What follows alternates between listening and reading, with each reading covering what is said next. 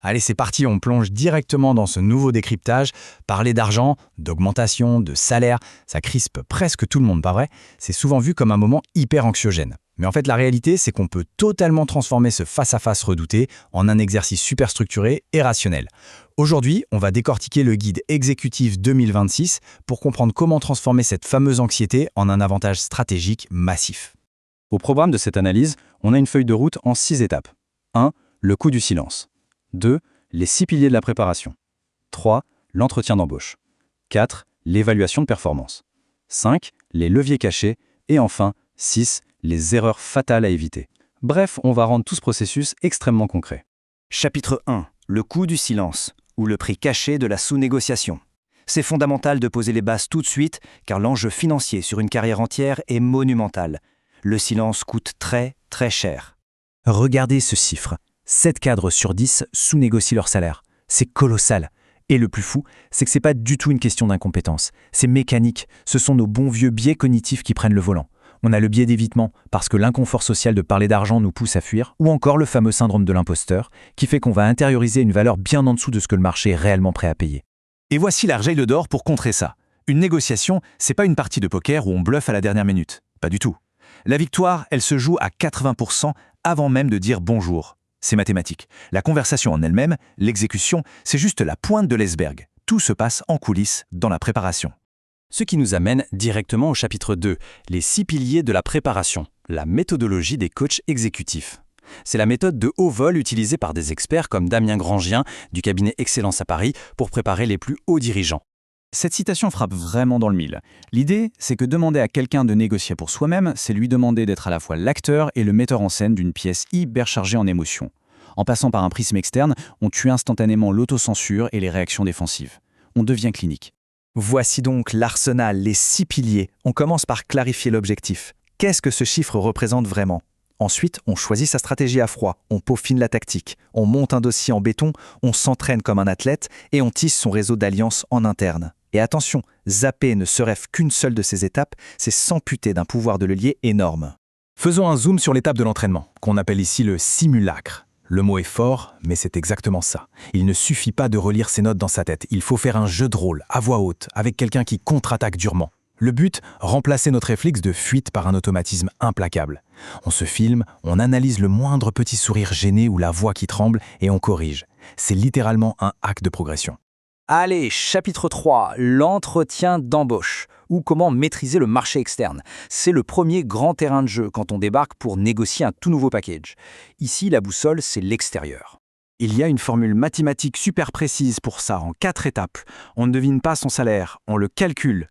D'abord, on prend la médiane du marché pour 2026. Ensuite, on ajoute 5 à 15% pour son expérience ou sa rareté. Puis, encore 5 à 10% parce que changer de boîte, c'est prendre un risque et le risque se paie. Enfin, on fixe son point d'ancrage haut, bien au-dessus de tout ça. C'est implacable. Et en entretien, voilà ce que ça donne mot pour mot. C'est l'ancrage haut.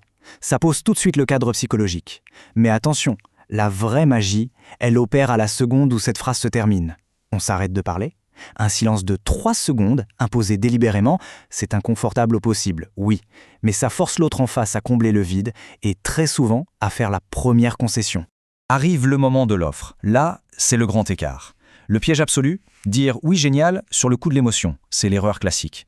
La parade de pro, c'est de sourire et de demander 48 heures pour formuler une contre-proposition écrite. D'un coup, on passe de l'émotionnel brut à une logique froide et rationnelle. On reprend le contrôle de la table. On change de décor avec le chapitre 4, l'entretien de performance, ou comment naviguer dans la grille interne. On n'est tout du tout sur les mêmes règles du jeu qu'à l'embauche, l'écosystème interne obéit à d'autres lois. Regardons ça de plus près, le contraste est flagrant. À l'embauche, on est le produit rare, le pouvoir est élevé. En interne, l'entreprise connaît déjà notre coût, le rapport de force baisse. On ne vend plus un potentiel, il faut poser des preuves sonnantes et trébuchantes sur la table, l'argent qu'on a fait gagner ou les coûts qu'on a sauvés cette année. Et voici le piège temporel absolu de l'évaluation interne. Si on attend le fameux entretien officiel de janvier pour réclamer une augmentation, eh bien c'est mort. À ce stade, les RH ont déjà figé les budgets. La vraie négociation, la seule fenêtre où l'on peut encore influencer les chiffres, elle se déroule en novembre. Petit point sur le jargon avec le comp ratio. C'est la boussole. C'est le ratio entre son salaire et la médiane de la grille interne pour son poste. Pourquoi c'est vital? Parce que si on est en dessous, on réclame un rattrapage marché. Mais si on est déjà au-dessus de la médiane, c'est plafonné. Et la seule porte de sortie pour gagner plus, c'est de demander une promotion formelle, un changement de titre. Et voici l'astuce pour obtenir cette info hyper confidentielle. On pose cette question à son manager tranquillement, avec un ton très neutre. Ça permet de situer exactement son compressio et d'ajuster son angle d'attaque pour le reste de la discussion. C'est redoutable d'efficacité. Chapitre 5. Les 12 leviers cachés. Comment élargir le champ de bataille? Parce que, soyons réalistes, parfois le salaire de base est juste verrouillé à double tour par les grilles de l'entreprise. Regardez ce graphique, il est sans appel. En 2026, un cadre peut espérer jusqu'à 20% de marge de négo à l'embauche. Mais en interne, le plafond de verre tape souvent autour de 6% maximum. Face à ce mur mathématique, il n'y a qu'une seule solution, aller chercher la valeur ailleurs. C'est là qu'interviennent nos fameux leviers. Primes de signature, jours de télétravail blindés, RTT en plus, actions ou même un budget de formation énorme. Ça peut rajouter 10 à 25% à la valeur totale du package. La stratégie de pro, on fait ce qu'on appelle un package découpé. On demande tout en bloc au début, puis on lâche stratégiquement les petits avantages pour sécuriser ce qu'on veut vraiment. Dernier chapitre, le 6e, les erreurs fatales à éviter pour protéger sa relation professionnelle. C'est bien beau de négocier, mais il ne faut surtout pas se griller en interne. Un faux pas ici et la réputation en prend un coup pour des années. S'il ne fallait retenir qu'une seule erreur à ne jamais commettre, c'est celle-ci, parler de sa vie perso. Justifier sa demande par l'arrivée du petit dernier, l'inflation ou un crédit immobilier, c'est un hors-sujet monumental. Une entreprise ne finance pas un train de vie. Elle paye pour un retour sur investissement et une rareté sur le marché. Point final. On arrive à la citation qui résume parfaitement toute cette analyse. Passer 5 ou 10 heures de son week-end à monter un dossier béton à faire des jeux de rôle, c'est un effort ponctuel. Mais c'est l'investissement le plus rentable d'une vie, parce que les intérêts de cette hausse de salaire vont se cumuler sur les 20 ou 30 prochaines années. Ce qui nous amène à cette réflexion pour conclure. Avec tout ce qu'on vient de voir, les méthodes, les scripts, les pièges temporels, combien d'argent au fond laisse-t-on s'évaporer si on y va au talent, sans aucune préparation? C'est le genre de question qui mérite qu'on s'y attarde avant de franchir la porte du prochain entretien. À très vite pour un prochain décryptage.